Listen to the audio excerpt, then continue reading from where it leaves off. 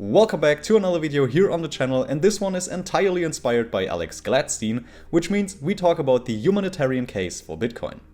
Alex Gladstein works at the Human Rights Foundation and he wrote some tremendous articles on the subject of Bitcoin. The main issue he addresses is that Bitcoin critics can't see past their own environment.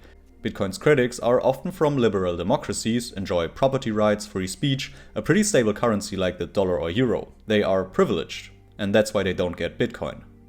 Gates, Munger and Buffett may not have recently dealt with conflict and violence, black markets, relentless inflation, political repression and rampant corruption in their daily routine, but most do. So check your financial privilege. 4.3 billion people live under authoritarianism, and 1.2 billion people live under double or even triple-digit inflation. On top of that, 1.7 billion people are unbanked. And Bitcoin is actually changing this, because you don't need access to a bank or even permission from a bank to open a Bitcoin account. It's a lot more inclusive, and the best example for this is a really recent one with El Salvador, where 70% of the population is not part of the financial system. The Bitcoin app Strike that uses the Lightning Network became the #1 finance and overall app in El Salvador within 3 weeks after launching and is adding 20,000 users per day. Let's talk about Strike for a moment. You operate on the Lightning Network. You were part of what allowed the NFL's Russell Okung to take his salary in Bitcoin. Why is this an important moment, and where do you hope this goes next? Yeah, so at Strike, we think that the Bitcoin network and Bitcoin asset, it's the most powerful monetary network of all time and the most impressive asset in human history. And so we, as a company, have a mission to secure financial freedom for all. And we do that by making this monetary network easily accessible and usable to everyone on the planet.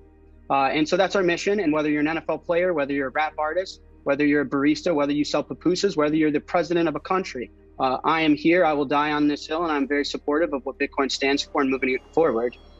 22% of El Salvador's GDP is remittance-based, so it's El Salvadorians who live in the US, for example, that send money home. The existing financial infrastructure takes up to 50% in fees for these payments, taking away from those who need it most. Bitcoin fixes this. And these hefty fees are not the only problem when sending money abroad. Deliberately misallocated aid is another one. First, aid is usually directed through and distributed by local governments.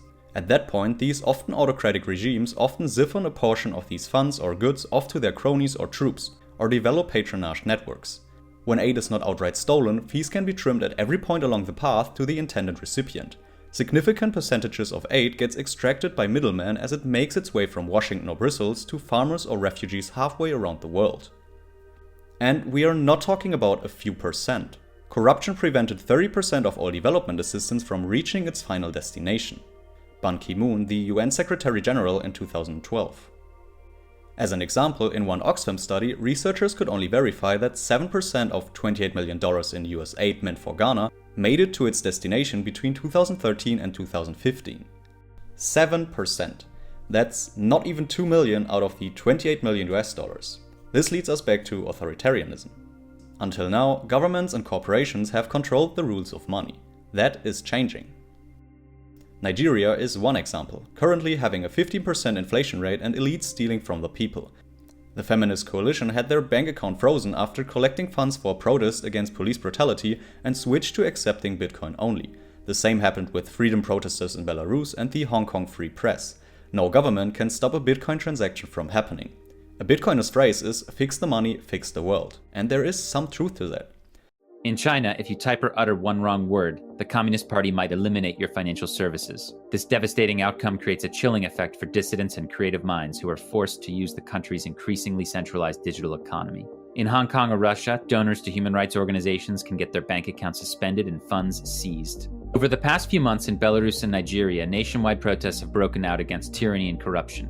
In both places, activists raising money to support the democracy movement have had their bank accounts frozen. And as we saw in Burma just a few days ago, the military shut down the banking system during their latest coup and turned off the ATMs.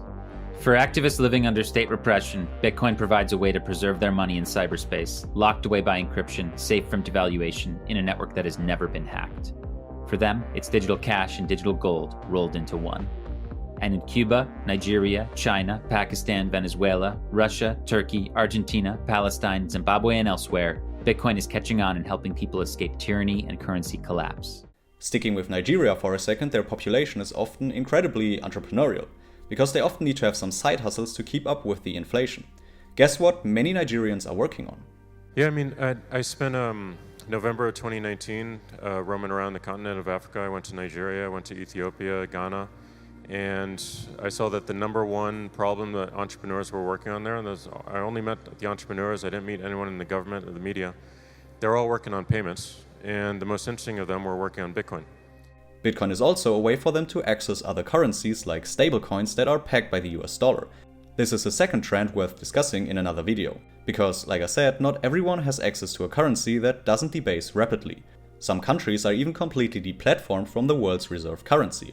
But Iranians can always accept Bitcoin, and even the government can use it as a payment rail to settle trades with other countries, as they already did with Venezuela. You can't be deplatformed from Bitcoin. The key to Bitcoin as a successful humanitarian payment rail is either local liquidity, so that the recipients can easily cash out into fiat when necessary, or circular economies. The former has expanded dramatically across the world in the past few years, and the latter is already being built. If you want to go to the extreme, take Omar al-Bashir, the former president of Sudan. Bashir created a new special economic division, a sort of secret police, that would go home to home searching for foreign currency or gold. If anyone tries to use anything but the Sudanese currency through our banking system, if anyone tries to own their own money, they will get the death sentence. Even today, many Sudanese are fearful of using dollars or storing money at home. And of course, this was a one-sided punishment.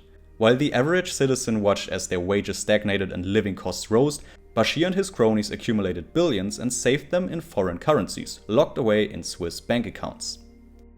Luckily, Satoshi designed Bitcoin to prevent this exact sort of capture.